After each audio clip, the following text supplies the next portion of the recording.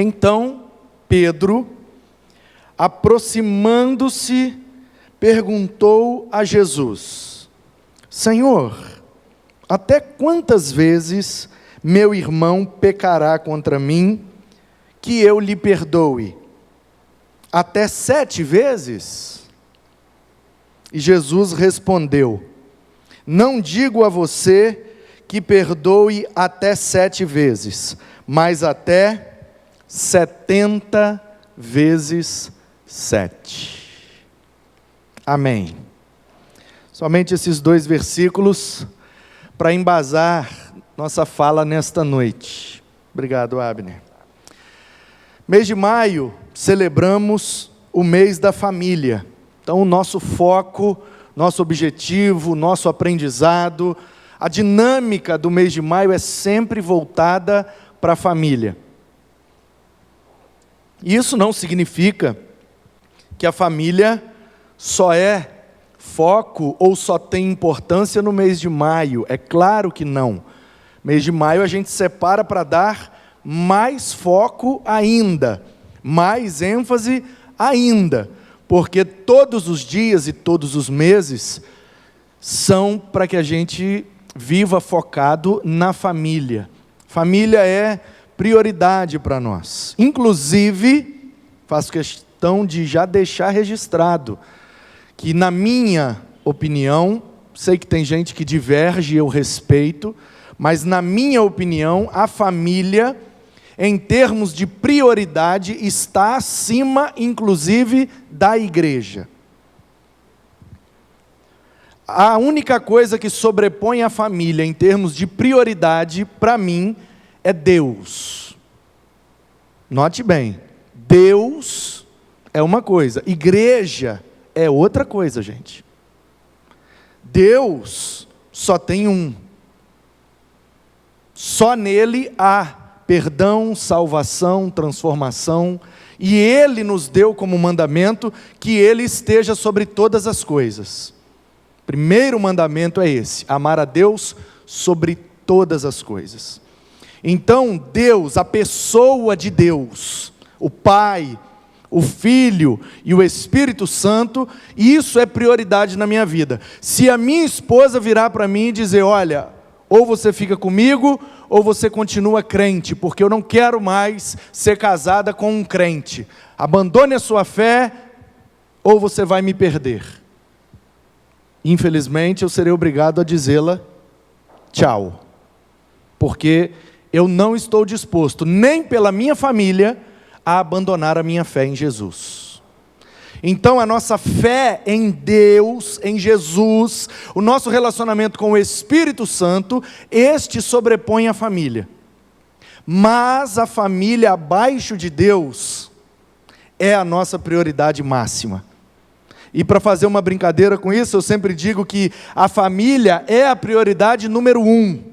E aí me perguntam, então Deus é o quê? Eu falo, é a prioridade 0. Porque Deus não pode nem entrar na conta. Ele é a prioridade 0, Ele está acima e vem antes de toda e qualquer coisa. Então, Deus é a prioridade. Abaixo de Deus, a família é a prioridade. E depois da família, a igreja pode ser prioridade. E aí, dependendo do momento que você vive, porque isso é importante a gente compreender, que nossa vida é feita de fases, de momentos. Às vezes, a gente tem que priorizar um pouco mais o profissional, porque é a fase, porque é o momento, porque a circunstância exige.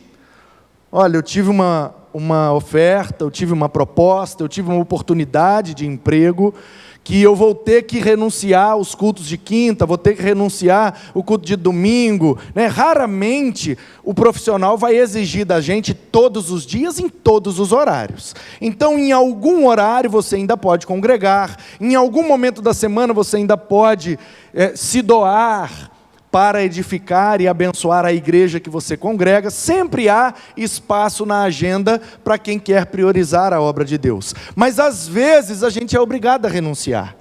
Eu me lembro que vivi uma fase na minha vida em que eu participava do Ministério de Louvor e tocava bateria e também cantava no back vocal. Então eu cansei de estar num culto, principalmente durante a semana. Na quinta-feira era na igreja sede, na quarta-feira era na congregação. Eu cansei de estar no culto, tocando bateria, e o telefone vibrar e eu olhar, e era um compromisso profissional. Eu gerenciava 3 empresas lá do meu patrão, né? Posto de gasolina, uma construtora e uma imobiliária. Né? Meio que cuidava de tudo e gerenciava tudo, e estava ali à disposição.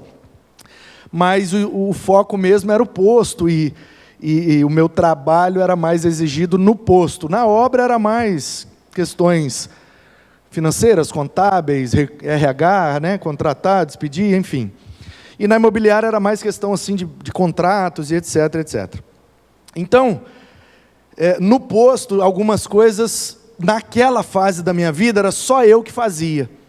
Então, uma dessas coisas era receber o combustível, por exemplo. Quando chega o combustível no posto de gasolina, o posto tem o direito de examinar aquele combustível, para ver se ele veio na especificação da ANP, a Agência Nacional do Petróleo. Então, tem lá o densímetro, termômetro, algumas ferramentas para você se certificar de que aquele combustível está no padrão que o nosso país exige. Então, é preciso ali de uma meia hora, 40 minutos, sobe no caminhão, abre, confere se veio realmente a quantidade que foi pedida, né? E aí pega uma amostra, mede a densidade, temperatura, se tem água, se tem solvente, se não sei o que, você faz todos os testes, faz um relatório, isso fica lá arquivado. Quando a ANP passa o fiscal, ele quer ver todos os relatórios e tem que bater com as notas fiscais. Toda vez que chega combustível, tem que ter um relatório de que aquele combustível foi examinado pelo posto antes de descer para o tanque. Naquele momento da minha vida, era só eu que fazia isso lá no posto. Eu estava treinando outros meninos para fazerem, para me desafogar, mas eu ainda não tinha conseguido ninguém.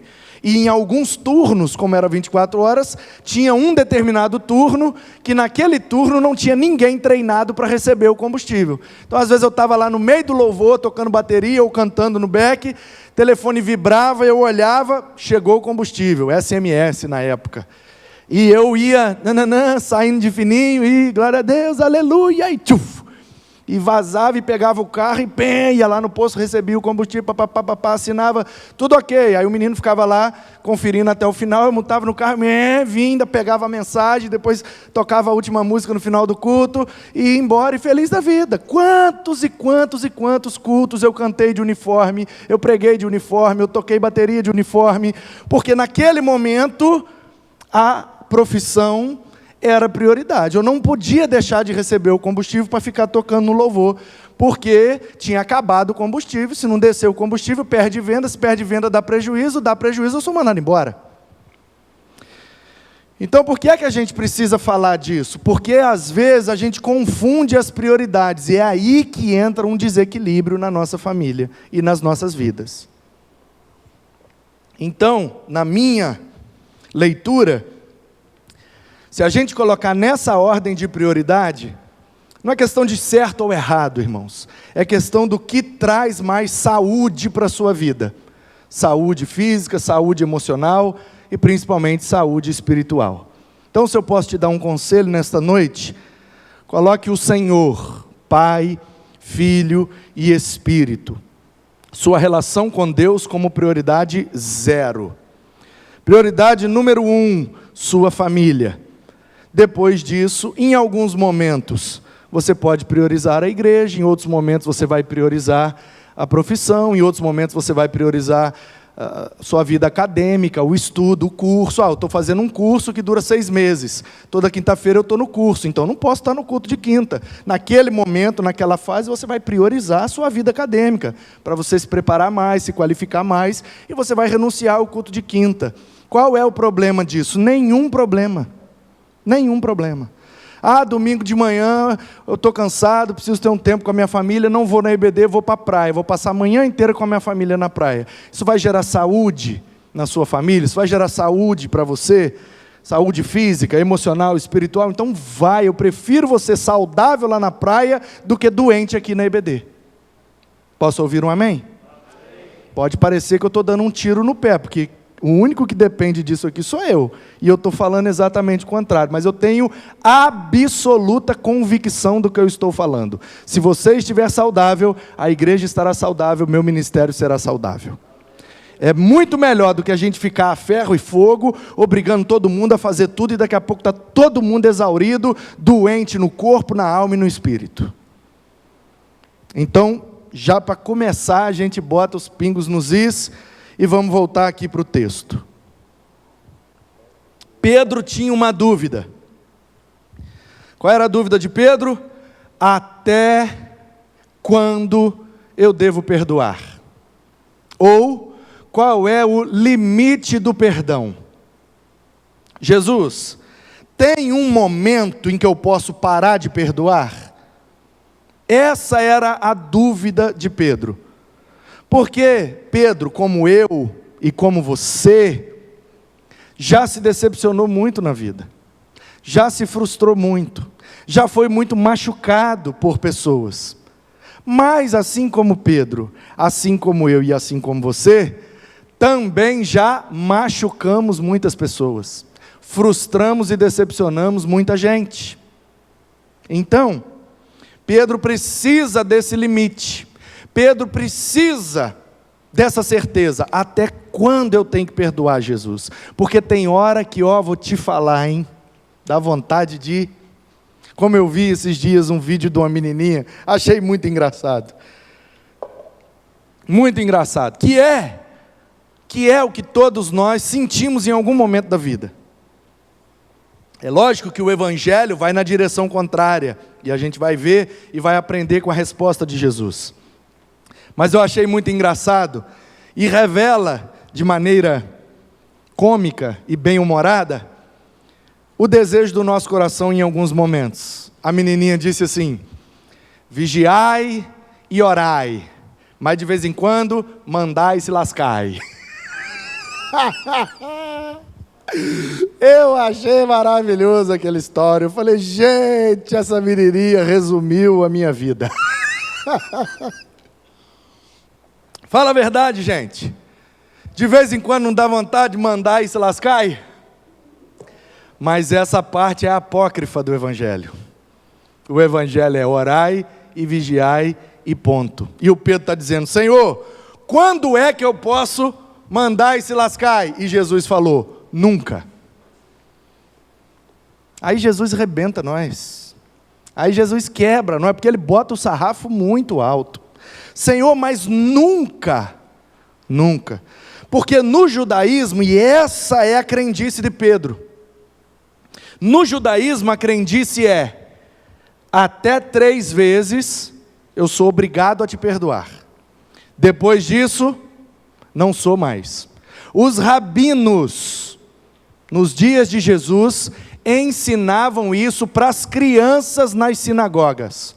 Todo judeu, desde criança, aprendia, até a 3ª, você é obrigado a perdoar. E depois da 3ª, rabino, aí é com você.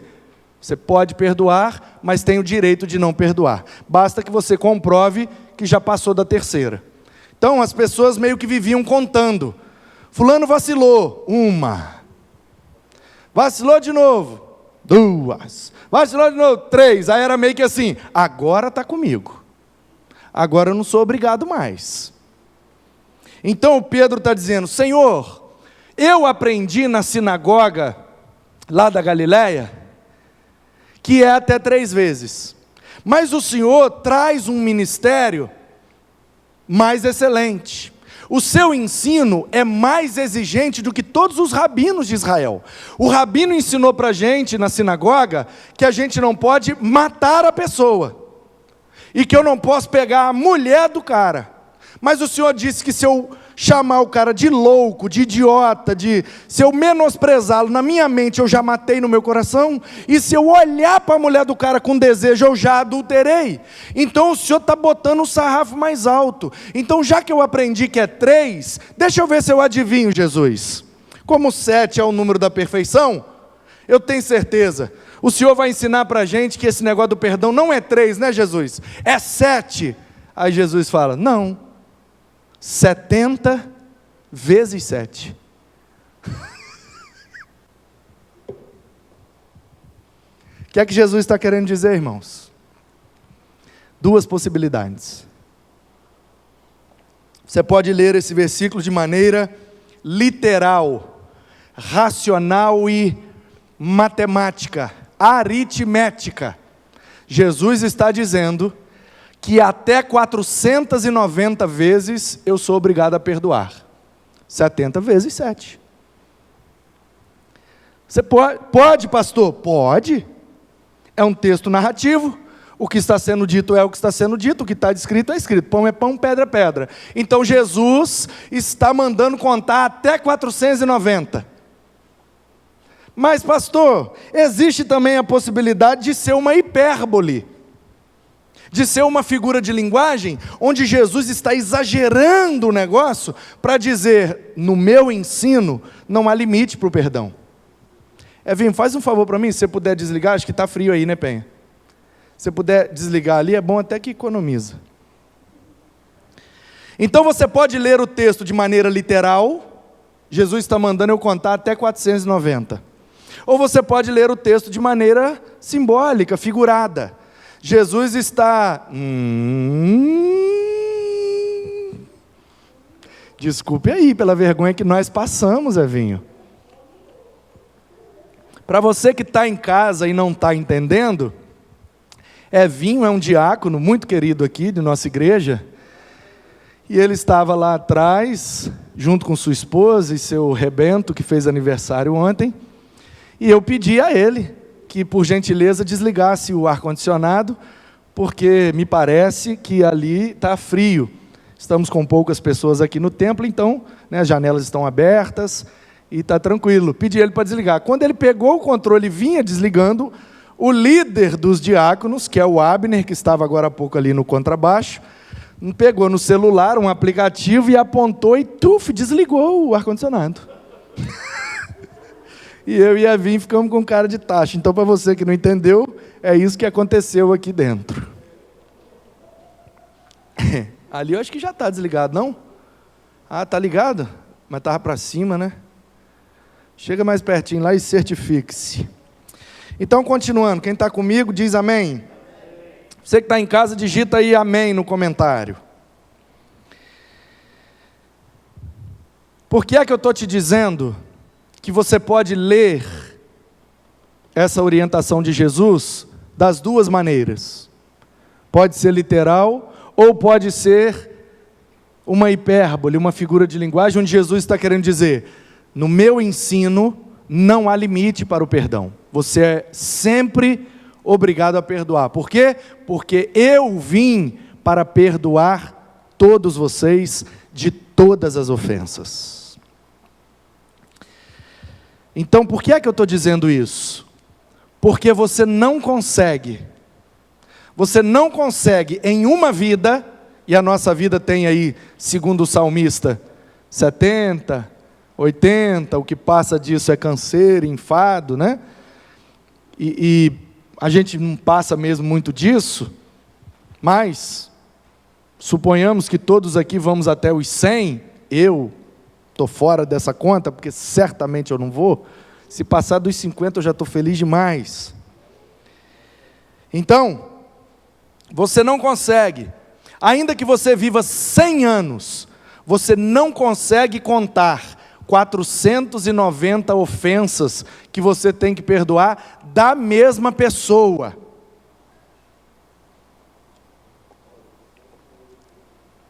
Você não consegue. 490 é muita coisa, gente. Muita coisa. Então não tem ninguém nessa vida que vai conseguir te machucar a ponto de você contar 490 ofensas. Você acha que dá, Paola? Aí você está também muito frágil, tudo é ofensa para você. Dá também? 30 anos é muita coisa que tem que perdoar, né, Penha? Misericórdia. Uma por semana? Mole não, hein? Percebe, queridos? Esse é o ponto do ensinamento de Jesus. Ele está dizendo, enquanto nós estivermos focados na ofensa, a gente vai achar motivo para não perdoar. Por isso nós não devemos focar na ofensa, mas focar no perdão que Ele concedeu para nós. Porque se no ensino dele, só de pensar, já pecou, quantas vezes Ele já perdoou a gente? Em uma vida. O ponto é, eu não consigo perdoar mais alguém do que Jesus me perdoa. Porque se eu peco em pensamento, se eu peco em palavra e se eu peco em ação, eu peco por dia dezenas de vezes. Ninguém consegue pecar contra mim mais do que eu peco contra Jesus. E ele está dizendo, se eu te perdoo de todas, quem é você para não perdoar? Porque eu sou santo, eu sou perfeito, eu sou o único que poderia não perdoar, e escolhi perdoar. E você que não é santo, você que não é perfeito, você que também magoou um monte de gente, você acha que você é digno de não perdoar alguém? E aí Jesus, com essa reflexão, com essa conclusão que chegamos, ele espreme a gente na parede, e a gente não tem como discordar dele. E aí realmente, Jesus, por esse ponto de vista, por essa perspectiva, nós não temos o direito de não perdoar alguém. Quando eu parto da perspectiva de que eu sou o pecador, e que em pensamentos, em palavras e em ações, eu estou pecando contra Deus o tempo inteiro, e ainda assim sou salvo, então eu não tenho o direito de negar perdão para alguém, porque eu peco muito mais contra Deus, e Ele me perdoa. Então, se eu sou convidado pelas Escrituras a imitar a Deus, a imitar a Jesus, a reproduzir o que Jesus fez, então eu sou convidado ao perdão, porque Ele veio para perdoar os nossos pecados. É por isso que Ele diz, Pai nosso que estás no céu, santificado seja o teu nome, venha a nós o teu reino. O pão nosso de cada dia nos dai hoje. Perdoa as nossas ofensas, assim como perdoamos a quem nos tem ofendido. Assim como quer dizer, na mesma medida. Aí agora estreitou um pouquinho mais. Porque nesta oração Jesus está dizendo, e isso não é um modelo de oração, isso é um princípio de oração. Princípios da oração. Oramos ao Deus que é Pai, oramos ao Deus que é Pai nosso, oramos ao Deus que está no céu, santo, separado, perfeito. Oramos porque é Ele que nos providencia o pão. Oramos porque é Ele que nos dá o perdão. E o princípio que Jesus nos deixa é, assim como eu perdoo, que Deus me perdoe também. O que é que Jesus está ensinando? Se Deus me perdoar, na medida que eu perdoo os outros, eu estarei sempre na dívida. Porque Deus me perdoa muito mais do que eu consigo perdoar os outros. Como é que a gente fecha essa conta? Só pela graça. Pelo nosso mérito, nós não conseguiríamos nunca conseguiríamos. E Deus é tão bom, e Deus é tão perfeito, e Deus é tão gracioso, sabendo dessa nossa limitação, ainda assim Ele se entregou por nós. Ele perdoou, Ele perdoa e perdoará todos os nossos pecados, pelo seu sacrifício na cruz. O que eu fiz, Ele já perdoou. O que eu estou fazendo, Ele está perdoando. E até o que eu ainda vou fazer, o seu sacrifício tem eficácia, até o último pecado que eu cometer nessa terra. E eu serei perdoado de todos, e terei o meu corpo ressurreto, para habitar com Ele na eternidade. Lá sim, sem pecado, Lá não existirá mais ofensa, lá não existirá mais dor, lá não existirá mais enfermidade, nenhum desequilíbrio ou injustiça, porque isso é fruto do nosso pecado. Como lá não tem mais pecado, não tem mais injustiça, não tem mais morte, não tem mais dor, não tem nenhum sofrimento. Esse é o Evangelho, querido. Você acredita nisso? É muito bom saber disso, acreditar nisso e viver por causa disso. É muito bom. Louvado seja Deus, louvado seja Jesus pelas preciosas lições que dão tanta paz ao nosso coração. Porque como é que eu vou entrar no céu se eu sou tão pecador? E Ele está dizendo, eu te perdoo de tudo, só quero que você me imite. Perdoe sempre que for necessário. Portanto, queridos, no mês de maio, a família e o relacionamento. Eu quero, nas oportunidades que tiver, em cada mensagem trazer um conceito importante. Então, nesta mensagem, o perdão, a família e o relacionamento. E na próxima vai ter mais uma coisa, a família e o relacionamento. O que eu quero dizer com isso? Concluindo a minha palavra. O que nos mantém unidos e saudáveis como família é o perdão. Quando não há perdão, não há mais relacionamento. E aí eu encerro com essa frase, se você quiser anotar para postar, ou já abrir aí sua rede social agora e digitar e publicar aí agora, não precisa nem botar meu nome não, falar que é minha porque precisa não. Mas eu queria concluir com essa, enquanto eu estava pensando, estudando, preparando essa mensagem, eu pensei nessa frase e isso impactou muito meu coração. A única coisa que eu tenho controle na minha vida é do perdão. Eu não posso controlar meus erros. Sabia disso? Você não tem controle sobre os seus erros. Você erra até sem querer. Uma vez, aqui na porta da igreja, querendo ser simpático, querendo agradar, eu cheguei, e aí, tudo bem, boa noite, rapaz, está magrinho, ó. Achando que eu estava elogiando, achando que eu estava agradando, achando que eu estava sendo simpático. E a pessoa não gostou, e meses depois eu fiquei sabendo, por uma pessoa íntima, de que a pessoa ficou em crise naquele dia. Olha, aquele dia que você falou que estava magro, porque tem dificuldade com a magreza, não gosta de se sentir magro. E o senhor falou que estava magro, olha, foi uma ofensa, foi um problema, foi uma crise. Eu falei, misericórdia, eu achei que eu estava elogiando.